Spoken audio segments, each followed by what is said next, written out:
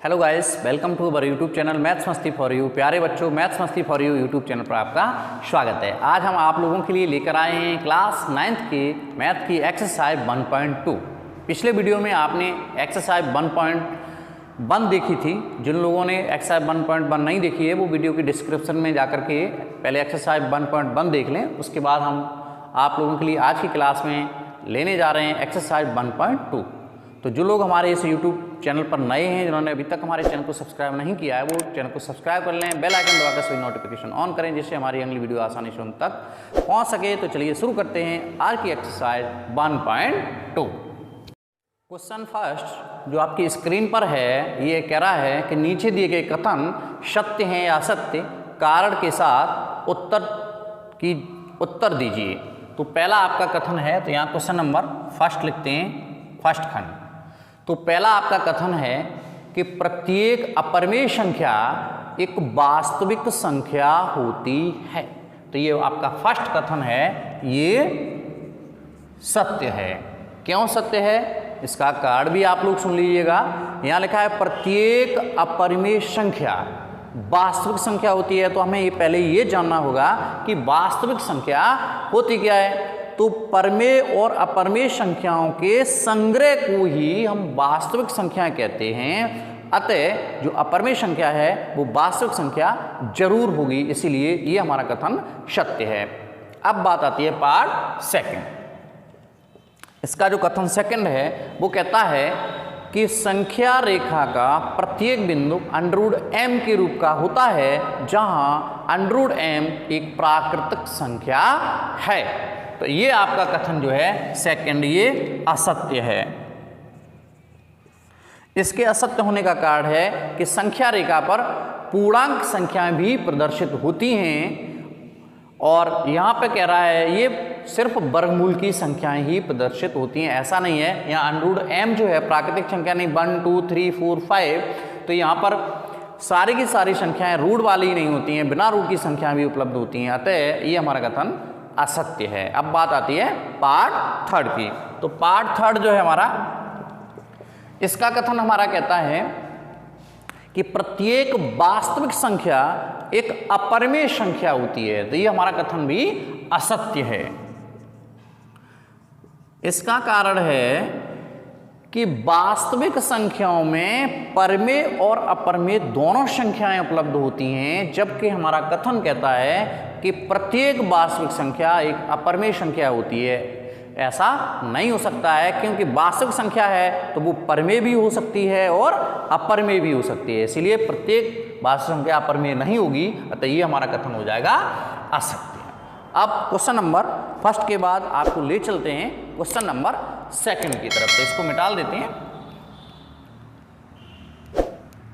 Question number second जो आपकी screen पर है, ये कह रहा है क्या सभी धनात्मक पूर्णांकों के वर्गमूल अपरिमेय होते हैं? यदि नहीं तो एक ऐसी संख्या के वर्गमूल का उदाहरण दीजिए जो एक परिमेय संख्या है। तो यहाँ पर आपको उत्तर देना है नहीं, यानी क्वेश्चन नंबर 2, यानी इसमें जो पूछ रहा है कि क्या सभी धनात्मक पूर्णांकों के वर्गमूल अपरिमेय होते हैं, आपको लिखना है नहीं, ऐसा नहीं होता है। यानी नहीं, सभी धनात्मक पूर्णांकों के वर्गमूल अपरिमेय नहीं होते हैं। तो आपको यहाँ एग्जाम्पल लेना है। एग्जाम्पल हमने कुछ यहाँ पे धनात्मक पूर्णांक लेते हैं। जैसे हमने धनात्मक पूर्णांक लिया 4 9 16 25। अगर हम इनके वर्गमूल की बात करें तो यहाँ लिखेंगे यानी √4 दिस इज इक्वल टू यानी ±2। उसके बाद अगर √9 की बात करें, यानी धनात्मक पूर्णांक हमारा जो 9 है, इसके वर्गमूल की बात करें तो हमारा इसका आंसर आएगा ±3। और 16 की बात करें तो √16 का मान हो जाएगा ±4। 25 की बात करें तो √25 का मान हो जाएगा ±5। यहाँ पर जो हमारी संख्याएं हैं वो पूर्णांक संख्याएं आ रही हैं, अपरिमेय संख्याएं नहीं आ रही हैं। अतः हम कह सकते हैं कि सभी धनात्मक पूर्णांकों के वर्गमूल अपरिमेय नहीं होते हैं। यानी कुछ संख्याओं के तो होते हैं, लेकिन सभी के नहीं होते हैं। तो ये क्वेश्चन नंबर 2 आपका समाप्त होता है। अब देखते हैं क्वेश्चन नंबर 3। तो जो लोग हमारे इस YouTube चैनल पर नए हैं, जिन्होंने अभी तक हमारे चैनल को सब्सक्राइब नहीं किया है, वो प्लीज चैनल को सब्सक्राइब करें, बेल आइकन दबाकर सभी नोटिफिकेशन ऑन करें। अब देखते हैं क्वेश्चन नंबर 3 जो आपकी स्क्रीन पर है। तो क्वेश्चन नंबर 3 कह रहा है कि दिखाइए कि संख्या रेखा पर √5 को किस प्रकार निरूपित किया जा सकता है। तो संख्या रेखा पर √5 को आपको क्या करना है, निरूपित करना है √5 को। तो इसके लिए सबसे पहले आपको एक संख्या रेखा बनानी होगी। तो यहां चलिए एक संख्या रेखा बना लेते हैं। संख्या रेखा में मध्य में होता है 0, उसके बाद 1 2 3 4 और इधर हमने बनाया -1 -2 -3। तो ये हमारे पास एक संख्या रेखा है। इसको हमें इस संख्या रेखा पर √5 को प्रदर्शित करना है। तो सबसे पहले हमें क्या करना होगा, संख्या रेखा पर हम एक बिंदु O लेंगे और इस बिंदु O से 2 इकाई की दूरी पर एक दूसरा बिंदु लेंगे A। तो यहाँ से 1 और 2 इकाई पर हमने यहाँ ले लिया बिंदु A। अब इस बिंदु A पर 90 अंश का कोण बनाते हुए एक त्रिभुज OAB की रचना करेंगे, जिसमें हमारा AB का मान होगा 1 इकाई, इसका मान होगा 1 इकाई और इसकी दूरी होगी 2 इकाई।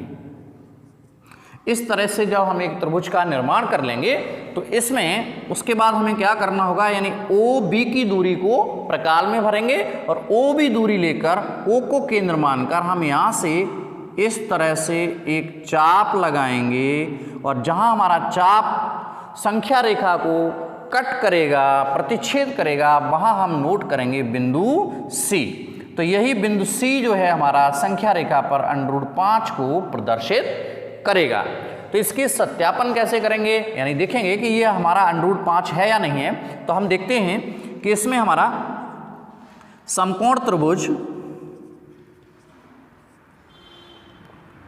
जो हमारा समकोण त्रिभुज यहाँ OAB है, इसमें AB का मान 1 इकाई है और OA का मान 2 इकाई है।